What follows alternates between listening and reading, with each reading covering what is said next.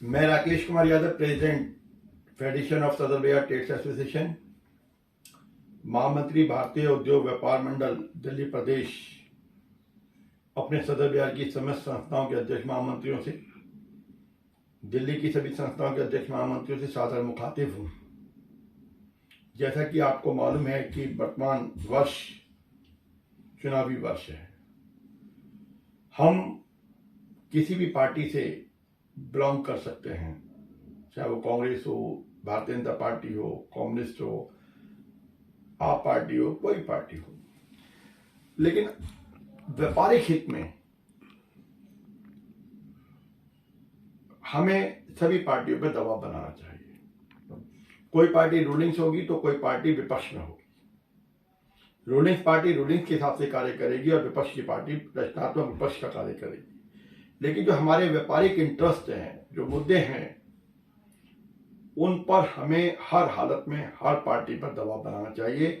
अगर वो rulings party हो जाएंगी तो उनके कार्य बनता है कि जो उन्होंने अपने मैनिफेस्टो में हमसे वादा किया उसको तुरंत पूरा करें। और जो विपक्ष में बैठेंगी वो रचनात्मक तौर पे इस बात के लिए दबाव बनाएंगी सरकार के ऊपर कि हमने या सरकार ने व्यापारियों की इन मांगों को माना था और मैनिफेस्टो में डाला था, इनको पूर्ण कर दिया जाए, क्योंकि इनकी सारी डिमांड जायज है। इसलिए सभी एसोसिएशन ने अपने अपने लेटर हेड पर माननीय प्रधानमंत्री जी को और सभी पार्टी के अध्यक्ष महामंत्रियों को अपने क्षेत्र के एमपी के थ्रू एक मेमोरेंडम जरूर भिजवाएं, जिसमें व्यापारियों की डिमांड चार्टर जिसे बोलते हैं वो होना चाहिए। एक मैं आपसे प्रार्थना करूंगा, हालांकि मैंने कुछ संस्थाओं के देखे हैं, बहुत सुंदर उन्होंने अपनी बात रखी है, लेकिन सभी संस्थाएं, भारतीय उद्योग व्यापार मंडल भी भारत सरकार की वित्त मंत्री निर्मला सीतारमन जी को एक पत्र लिख रही हैं और कुछ संस्थाओं ने लिखा है, मैंने पढ़ा है।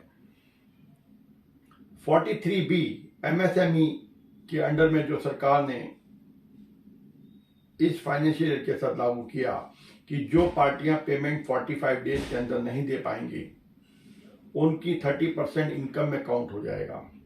इस तरीके की बहुत सारी भ्रांतियां चार्टर्ड अकाउंटेंट्स को भी हैं, हमारे व्यापारिक वर्ग को भी हैं, और किसी भी तरीके से वर्तमान फाइनेंशियल ईयर के अंदर इसको एप्लीकेबल करना व्यापारिक वर्ग के लिए पॉसिबल नहीं होगा। हमारे कमिटमेंट होते हैं, हमारे वादे होते हैं कि हमने 60 दिन में पेमेंट लेनी है, 90 दिन में लेनी है। जब हमने 90 दिन की पेमेंट का वादा किया हुआ है तो इस तरीके से हम किस तरीके से डिमांड कर सकते हैं कि 45 डेज में पेमेंट दो। ये एक ऐसा मुद्दा है जो ना तो इसके बारे में नेगेटिव बोला जा सकता, ना पॉजिटिव बोला जा सकता, लेकिन ये स्पष्ट तौर पर दावे के साथ कहा जा सकता है कि वर्तमान में फाइनेंशियल के अंदर किसी भी कीमत पर एमएसएमई के अंदर जो 45 डेज की पेमेंट्स है वो लागू नहीं होनी चाहिए। अगली सरकार केंद्र सरकार आएगी, हम उनसे प्रॉपर डिस्कशन करेंगे, हम अपना व्यापारिक पक्ष रखेंगे और सरकार की भावनाओं का सम्मान भी करेंगे और अपना पक्ष भी रखेंगे। लेकिन वित्त मंत्री सीतारमन जी से मेरी प्रार्थना है कि वो वर्तमान फाइनेंशियल के अंदर इस बात को विड्रॉ कर लें और ऐसे चल रहा है, क्योंकि एमएसएमई देश के डेवलपमेंट का मील का पत्थर है। मैं कहता हूं कि सभी जिनका छोटी छोटी फर्म है उनको भी एमएसएमई में रजिस्टर होना चाहिए, उनको फ्लो के लिए फंड्स अवेलेबल होने चाहिए, सभी फैसिलिटी मुहैया होनी चाहिए। लेकिन ये तभी संभव है जब व्यापारी को मकर जाल में आप नहीं फंसाएंगे। अगर व्यापारी को मकर जाल में फंसाएंगे तो एमएसएमई भी फेल हो जाएगा और हमारी जो सोच है, सरकार की सोच है कि हिंदुस्तान डेवलप करे, वो सोच में भी फर्क आएगा। इंफ्रास्ट्रक्चर के लिए सभी लोग लिखें कि केंद्र सरकार को व्यापार मंत्रालय बनाना चाहिए। उस व्यापार मंत्रालय का एक कार्य होना चाहिए कि वो हमारी लाला गद्दी को पूर्ण रूप से सुरक्षित करेगा। वो कैसे सुरक्षित रहेगी कि हमारा युवा वर्ग हमारी गद्दियां तभी संभालेगा जब हमारी मार्केट में इंफ्रास्ट्रक्चर बहुत सुंदर होगा। अगर इंफ्रास्ट्रक्चर नहीं होगा तो डिजिटल इंडिया का सपना अधूरा रह जाएगा। हम लोग, हमारे युवा वर्ग, पूंजीपति, बड़ी बड़ी कंपनियों के एम्प्लॉइज नौकर होकर रह जाएंगे, मालिक नौकर बन जाएंगे।